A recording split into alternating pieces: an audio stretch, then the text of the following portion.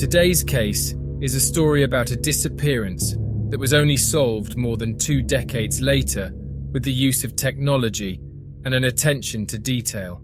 The solution appeared by chance.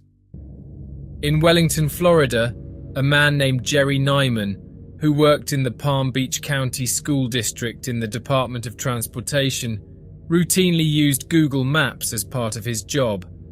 His work included the tracking of buses to choose the best stopping points between students' residences and schools to prevent kids from having to cross dangerous streets. On August 26, 2019, a school called Polo Park requested services from the department. Jerry searched for the location on Google Maps. He realized that it was located very, very close to where his ex-girlfriend Erica Pitkus lived. The two had been in a relationship for a few years, and the end was amicable enough. They still had contact from time to time as necessary.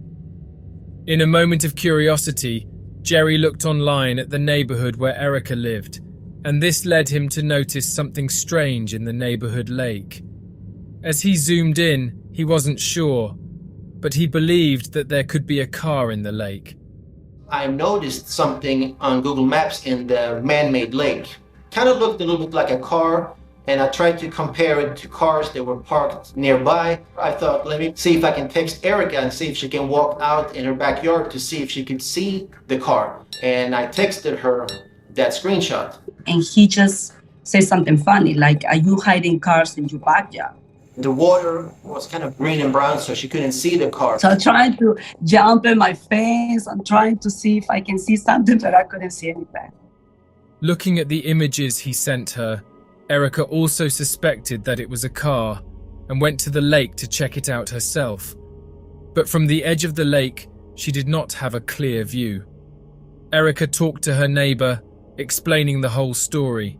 She showed him the photos, and the neighbor also thought it was a car, but looking again from the side of the lake, they couldn't see anything. The next thing to do, they thought, was to call the police. That same night, the car was removed from the lake, but when they opened it, the police found human remains in the driver's seat. Immediately, the bones were taken away for laboratory analysis. After a few days, the result came back and the driver was identified. William Earl Moldt was reported missing in Lantana, Florida in 1997. At the time, he was around 40 years old and he was known to be a calm man and a non-drinker. But around the 7th of November 1997, he went to a nightclub in Lantana and ended up drinking too much. At around 9:30 at night, he called his girlfriend saying he was leaving the nightclub to go home. However, when William left the club that night, it was the last time he was seen alive. The next day, realizing that William still hadn't arrived home, his family called the authorities and a huge search began. They did everything in their power. They searched every possible location, but found absolutely nothing. Many years later, the case was closed. But that all changed 22 years later, when in a moment of leisure at work, a person who was using Google Maps accidentally solved a mystery that had gone unsolved for over 2 decades. When the body was identified as William, the police began to speculate as to how he would have ended up there.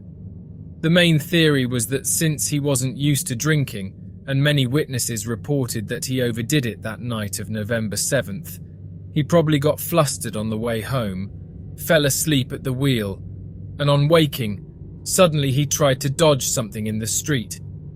In an instant, he ended up at the bottom of the lake. This accident hypothesis was supported by the discovery that, at the time of his disappearance, the crash area was under residential construction.